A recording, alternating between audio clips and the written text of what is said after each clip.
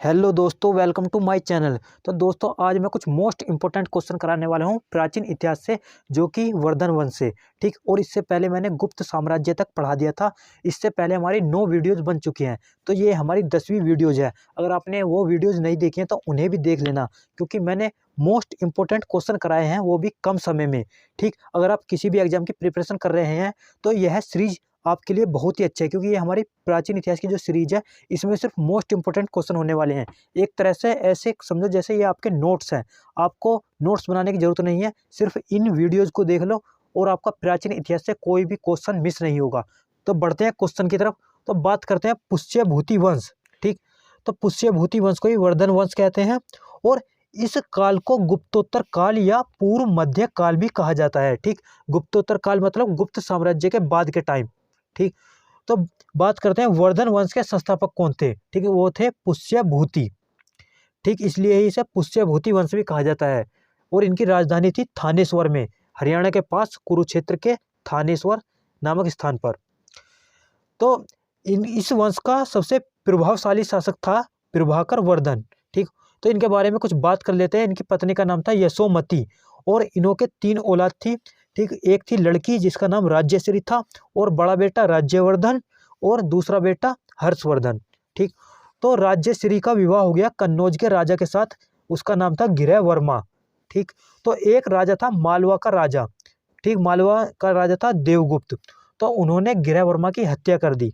ठीक, तो इस बात का राज्यवर्धन पर बहुत गहरा प्रभाव पड़ा, क्योंकि वो उनके जीजा थे। ठीक, तो उन्होंने देवगुप्त की हत्या कर दी। ठीक, तो एक देवगुप्त का दोस्त था शशांक, जो कि पाल वंश का राजा था। और बात की जाए पाल वंश कहाँ के निवासी थे, तो वो थे, पाल वंश का जो उदय हुआ था वो हुआ था पश्चिम बंगाल में। ठीक, तो ये देवगुप्त का कौन था, दोस्त। तो इसके दोस्त ने देवगुप्त का बदला लेने के लिए राज्यवर्धन की हत्या कर दी। ठीक, तो अब बच्चा कौन, हर्षवर्धन। ठीक, क्योंकि राज्यवर्धन के जो छोटे भैया थे वो थे हर्षवर्धन। ठीक, तो हर्षवर्धन ने क्या काम करा, उन्होंने शशांक की हत्या कर दी। ठीक, जो कि पालवंश का शासक था और देवगुप्त का मित्र था। ठीक, तो इस प्रकार फिर हर्षवर्धन का ही राज हो गया। यानी तो नेक्स्ट क्वेश्चन, हर्षवर्धन ने अपनी राजधानी किसे बनाया। ठीक, तो वो बनाया था कन्नौज को। ठीक, और इनकी कुछ उपाधियां हैं, उन्हें भी ध्यान रखना। ठीक, एक उपाधि है शिलादित्य, और एक है परमा भट्टारक। ठीक, तो बात की जाए जो शिलादित्य उपाधि है, ये किसने इन्हें दी थी, तो वो दी थी हवेनसांग ने, जो कि चीनी यात्री था, जो कि इन्हीं के शासनकाल में आया था। बढ़ते हैं नेक्स्ट क्वेश्चन की तरफ। तो नेक्स्ट क्वेश्चन है, हवेनसांग किसके शासनकाल में भारत आया। ठीक, तो वो हर्षवर्धन के शासनकाल में भारत आया था। और इससे पहले मैंने करवाया था कि एक फाहियान था चीनी यात्री, वो किसके शासनकाल में आया था, वो आया था चंद्रगुप्त द्वितीय के शासनकाल में। अब नेक्स्ट क्वेश्चन, बाणभट्ट कौन था। ठीक, तो ये हर्ष का दरबारी था, इसे भी ध्यान रखना। बाणभट्ट कौन था, हर्ष का दरबारी। और इनकी 2 फेमस पुस्तक हैं, इनसे भी कभी कभी एग्जाम में क्वेश्चन बनता है। ठीक, तो वो है, एक है हर्षचरित और दूसरी है कादम्बरी। ठीक, इन्हें भी ध्यान रखना। तो हर्षचरित और कादम्बरी किसकी पुस्तक है, बाणभट्ट की, जो कि हर्ष का दरबारी था। नेक्स्ट, तो दोस्तों हर्षवर्धन ने भी कुछ पुस्तक लिखी थी, तो उन्हें भी ध्यान रखना, इससे भी क्वेश्चन बनता है। तो वो थी, एक थी प्रियदर्शिका, और एक रत्नावली, और एक नागानंद। ठीक, इनसे भी कभी कभी क्वेश्चन बनता है कि प्रियदर्शिका किसकी पुस्तक है, तो वो हर्षवर्धन की। यह क्वेश्चन बनेगा रत्नावली पुस्तक के लेखक कौन है, तो वो हर्षवर्धन। यह क्वेश्चन बनेगा नागानंद के रचयिता कौन है। ठीक, तो वो है हर्षवर्धन। नेक्स्ट, भारत का अंतिम हिंदू सम्राट किसे कहा जाता है। ठीक, तो वो कहा जाता है हर्षवर्धन को ही। ठीक, तो हर्षवर्धन को भारत का अंतिम हिंदू सम्राट भी कहते हैं।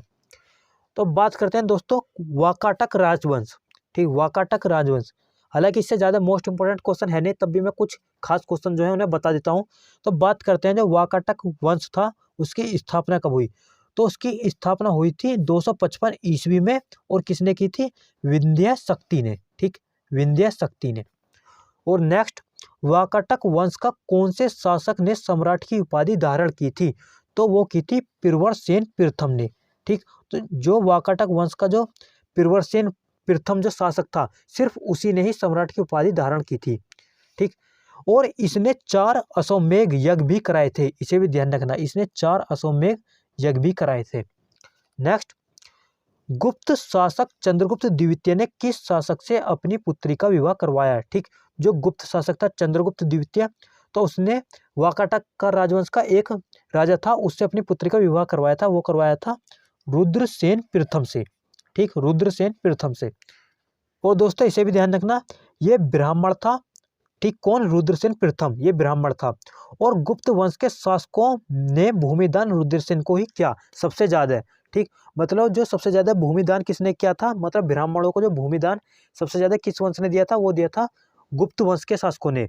और किसे दिया था ज्यादातर? वो दिया था रुद्रसेन को। ठीक, और बात की जाए दोस्तों, जो वाकाटक राजवंश था, इसमें जितने भी शासक थे वो सब ब्राह्मण ही थे। नेक्स्ट, वाकाटक वंश का अंतिम शासक कौन था? ठीक, वो था हरिसेन, जो कि बासिम शाखा का था। ठीक, और बात की जाए ये क्या है? बासिम शाखा। ठीक, जो वाकाटक वंश है, ठीक, ये दो शाखाओं में बट गया था।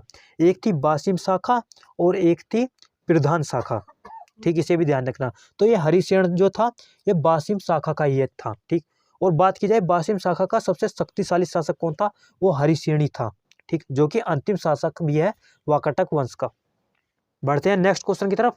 तो दोस्तों अब बात करते हैं दक्षिण भारत के प्रमुख राजवंश। ठीक, तो जो दक्षिण भारत यानी कि जो हमारा मैप में जो नीचे वाला हिस्सा है यानी कि दक्षिण भारत, जो उनमें जो राजवंशों का उदय हुआ वो कौन कौन से राजवंश थे? ठीक, तो वो बहुत सारे राजवंश थे। तो बात करते हैं पहले, सबसे पहले पल्लव वंश से। ठीक, तो पल्लव वंश का संस्थापक कौन था? ठीक, तो वो था सिंह विष्णु। और इसके टाइम पीरियड की बात की जाए तो इसका टाइम पीरियड था 575 से 600 ईस्वी तक। ठीक, तो इसे ध्यान रखना, पल्लव वंश का संस्थापक कौन? सिंह विष्णु। और इसकी राजधानी क्या थी?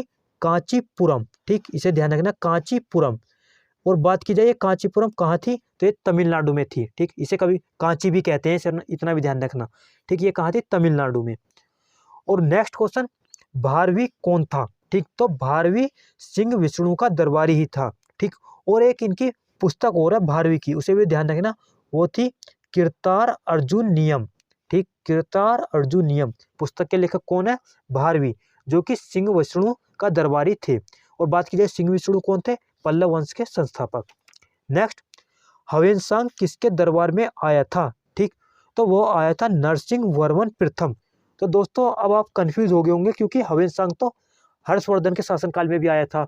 तो दोस्तों ये बात हो रही है दक्षिण भारत की। ठीक, यानी कि उत्तर भारत की बात की जाए हर्षवर्धन के शासनकाल में आया था, और दक्षिण भारत की बात की जाए तो नरसिंह वर्मन प्रथम के शासनकाल में आया था। क्योंकि उसी टाइम दक्षिण भारत में नरसिंह वर्मन प्रथम का राज चल रहा था और उत्तर भारत में हर्षवर्धन का राज चल रहा था। ठीक, तो और बात की जाए दोस्तों हवेनसांग के अन्य नाम और हैं। ठीक, इन्हें भी ध्यान रखना। तो यात्रियों का राजकुमार, ठीक, वो हवेनसांग को ही कहा जाता है। और शाक्यु मुनि भी हवेनसांग को ही कहा जाता है। और नीति का पंडित, वो भी हवेनसांग को ही कहा जाता है। और एक इंग्लिश का शब्द और है, प्रिंस ऑफ पिलग्रिम्स। ठीक, कभी कभार एग्जाम में क्वेश्चन बनता है कि प्रिंस ऑफ पिलग्रिम्स किसे कहते हैं, तो इसमें कंफ्यूज हो जाते हैं स्टूडेंट। तो प्रिंस ऑफ पिलग्रिम्स ये यात्रियों का राजकुमार, इसका इंग्लिश वर्जन है। ठीक, तो इसके चार नाम है, यात्रियों का राजकुमार, शाक्यमुनि, नीति का पंडित और प्रिंस ऑफ पिलग्रिम्स। और दोस्तों नरसिंह वर्मन ने एक मंदिर का निर्माण करवाया था महाबलीपुरम। ठीक, तो महाबलीपुरम में एक रथ मंदिर है। ठीक, उस मंदिर का निर्माण किसने करवाया था? नरसिंह वर्मन प्रथम ने। ठीक, और बात की जाए उस मंदिर का नाम रथ मंदिर क्यों है? क्योंकि उसमें 9 रथ मंदिर हैं और वह मंदिर चट्टानों को काटकर बनाया गया है। नेक्स्ट, मध्यकालीन यात्रियों का राजकुमार। तो दोस्तों ये एक्स्ट्रा क्वेश्चन है। ठीक, क्योंकि यात्रियों का राजकुमार तो हवेनसांग को कहा जाता है। और बात की जाए मध्यकालीन यात्रियों का राजकुमार किसे कहा जाता है? ठीक, तो वो कहा जाता है मार्को पोलो। इसे ध्यान रखना, मार्को पोलो मध्यकालीन यात्रियों का राजकुमार। नेक्स्ट, अरबों के आक्रमण के समय पल्लवों का शासक कौन था? ठीक, तो वो था नरसिंह वर्मन सेकंड, यानी नरसिंह वर्मन द्वितीय। ठीक, अरबों के आक्रमण के समय उस अरबों ने जो आक्रमण किया था वो क्या था? ऊपर की साइड, मतलब उत्तर की तरफ, उत्तर भारत की तरफ। और उस टाइम पे जो नीचे जो शासन चल रहा था वो चल रहा था दक्षिण भारत में नरसिंह वर्मन सेकंड का। नेक्स्ट, कांची के कैलाशनाथ मंदिर का निर्माण किसने करवाया? ठीक, तो वो करवाया था नरसिंह वर्मन सेकंड ने। ठीक, और दोस्तों कैलाशनाथ मंदिर है ये, इसे भी ध्यान रखना, एक खाली कैलाश मंदिर भी है जो कि महाराष्ट्र में है। ठीक, तो इसका निर्माण किसने करवाया था कैलाशनाथ मंदिर का? वो करवाया था नरसिंह वर्मन सेकंड ने। ठीक।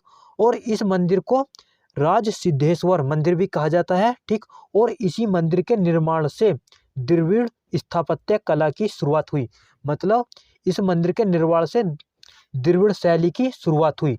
तो दोस्तों बात करी जाए कि दक्षिण भारत में जितने भी मंदिर बने हुए हैं वो कौन सी शैली पर बने हुए हैं, वो द्रविड़ शैली पर बने हुए हैं, ठीक।